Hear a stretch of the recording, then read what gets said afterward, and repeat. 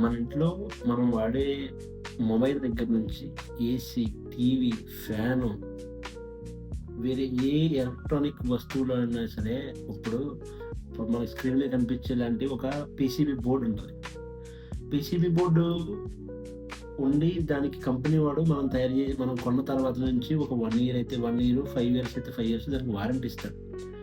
ఆ వారంటీ ఇచ్చిన తర్వాత వారంటీలో ఉండగా దానికేమైనా ప్రాబ్లమ్ వస్తే కంపెనీ వాడొస్తాడు, కొత్తది రీప్లేస్ చేస్తాడు, అయిపోద్ది.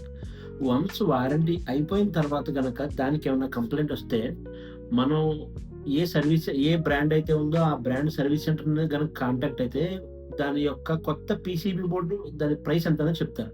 అది అప్ టు 30% నుంచి 60% ఆఫ్ యువర్ మనం ఏదైతే కొన్నామో దాని వాల్యూ వరకు ఉండొచ్చు. అంటే మనం రూ. 10,000 ఏమన్నా ఒక వస్తువు కొంటే ఈ పీసీబీ బోర్డ్ అనేది దాంట్లో 30% నుంచి 60% వరకు కాస్ట్ అయ్యే ఛాన్స్ ఉంటది. ఫర్ ఎగ్జాంపుల్ ల్యాప్‌టాప్ తీసుకోండి. ఇప్పుడు ల్యాప్‌టాప్ తీసుకొని అందులో పవర్ బోర్డ్ ఒకటి, మదర్ బోర్డ్ ఒకటి ఉంటది. పవర్ బోర్డ్‌కి గనుక ఏమైనా డ్యామేజ్ అయిందంటే, లేతే మదర్ బోర్డ్ గనుక ఏమైనా డ్యామేజ్ అయిందంటే 12,000 నుంచి రూ. 18,000 దాకా కాస్ట్ అవుతది. మనం కొన్నది రూ. 40,000 అయినా సరే అందులో 18,000, 12,000 అంటే ఆల్‌మోస్ట్ 40% ఆఫ్ ద చార్జ్ అవుతది. అలాగే వాషింగ్ మెషిన్‌లో ఉన్న పీసీబీ బోర్డ్‌కి ఏమన్నా అయిందంటే స్టార్టింగ్ ప్రైస్ 5,000 నుంచి 8,000 దాకా ఉంటది. లేదు మన టీవీలో పవర్ బోర్డ్ గాని, మదర్ బోర్డ్ గాని ఏమన్నా అయిందంటే సైజ్‌ని బట్టి 32 సైజ్ అయితే ఒక 6,000 అని, లేదంటే 55 అయితే ఒక 12,000 అని ఇలా ప్రొడక్ట్‌ని బట్టి, కంపెనీని బట్టి, బ్రాండ్‌ని బట్టి మనకి ఆ ప్రైస్ అయితే జరగడం జరిగింది. అయితే రీసెంట్‌గా నాకు అనిపించిన విషయం ఏంటంటే నేను 2, 3 కంప్లెయింట్లు చూసాను. సర్వీస్ సెంటర్‌లో అడిగిన తర్వాత నాకు తెలిసిన విషయం ఏంటంటే ఆ ప్రొడక్ట్ ఏ సర్వీస్ సెంటర్ అయినా సరే, మనకేదైనా కంప్లెయింట్ వస్తే ఆ ప్రొడక్ట్ రిపేర్ చేయదు.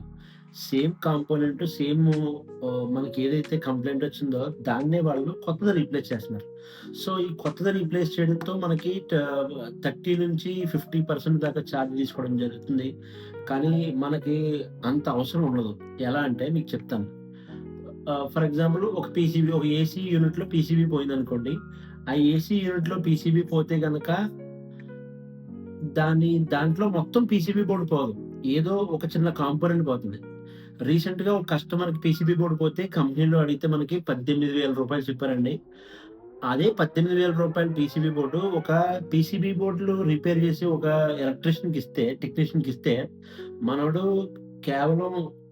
1,000 ఆ పోయిన కాంపోనెంట్‌కి చేసినందుకు సర్వీస్ చార్జ్ 500 అంటే మొత్తం 1,500లో కస్టమర్‌ది ప్రాబ్లమ్ మొత్తం రెక్టిఫై అయిపోయింది.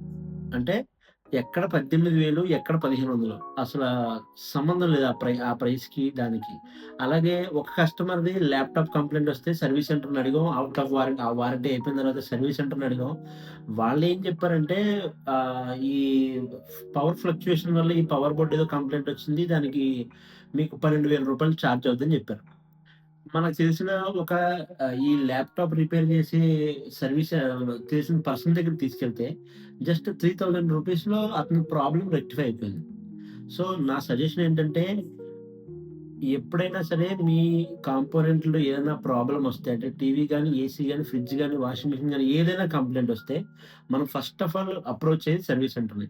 ఫస్ట్ అది కనుక్కోండి. కనుక్కున్న తర్వాత ఆ కాంపోనెంట్ అంటే ఏది పోయిందో తెలుసుకోండి. ఏది పోయిందో తెలిస్తే మీరు ఏదైతే ఆహ్, దానికి కాస్ట్ ఎంతవుతుందంటున్నారో వాళ్ళు చెప్పారో దాన్నే మీ లోకల్‌లో మీ ఏరియాలోనే మీ ఇంటి పక్కనో లేతే మీ వీధి పక్కనో ఎక్కడో ఖచ్చితంగా ఉంటారు టెక్నీషియన్‌లు. వాళ్ళకి కూడా చెప్పండి. అక్కడ, ఇక్కడ రెండిట్లి దగ్గర మీరు ప్రైస్ కంపేర్ చేసుకున్న తర్వాత మీరు మీ ప్రొడక్ట్‌ని రిపేర్ చేయించుకోవడానికి ట్రై చేయండి. సో, మీకు డబ్బుల విషయంలో చాలా మార్జిన్‌లో చాలా తేడా ఉంటదండి. 18,000కి, 1,500కి అసలు సంబంధం లేదు. సో, మీరు డబ్బులు ఉత్తినే వేస్ట్ చేసుకోకండి. ఇది నా సజెషను. కాకపోతే మనకి ఇందులో ఒకే ఒక చిన్న మైనస్ ఏంటంటే, ఈ ఎవరైతే ఈ పీసీబీ లెవెల్‌లో దాన్ని రిపేర్ చేయగలరో వాళ్ళెప్పుడు మనం ఫోను చేసినా రారు. అట్‌లీస్ట్ 2-4 టైమ్స్ మనం వాళ్ళని ఫాలో అప్ చేస్తే గాని రారు. అట్ ద సేమ్ టైమ్ మనమే మోస్ట్ ఆఫ్ ది టైమ్ మనమే వాళ్ళ దగ్గరికి మన ప్రొడక్ట్‌ని తీసుకెళ్ళి రిపేర్ చేయించుకోవాల్సుంటది. అలాగే లాస్ట్ ఇంకోటేంటంటే ఎల్ఈడీ టీవీ ప్యానెల్స్ పోతుంటాయి. ప్యానెల్ పోతే కొత్త ప్యానెలు సర్వీస్ సెంటర్‌లో మనం కొత్త ప్యానెల్ కొనుక్కునే డబ్బులతో కొత్త టీవీ కొనుక్కోవచ్చు. సో, దీనికి కూడా చాలా ప్లేసెస్‌లో అంటే మన రాజమండ్రి గాని, కాకినాడ గాని కొన్ని ప్లేసెస్‌లో మంచి టెక్నీషియన్ ఉన్నారండి. సో, మీరెప్పుడైనా సరే ఏదైనా రిపేర్ చేయించుకునేటప్పుడు మనం సర్వీస్ సెంటర్‌కి అప్రోచ్ అవుతాం కాబట్టి, సర్వీస్ సెంటర్‌లో ప్రైస్ కనుక్కొని బయట ఎవరన్నా మీకు తెలిసిన మీ సర్కిల్‌లోనే ఎవరైనా టెక్నీషియన్‌ని కూడా ప్రైస్ కనుక్కొని, ఆ తర్వాత మీరు రిపేర్ చేయించుకోవడానికి ట్రై చేస్తే మనకు చాలా డబ్బులు సేవ్ అవుతాయని అనిపించింది. సో, మీకు కూడా ఇలాగే అనిపిస్తే నాకు చెప్పండి.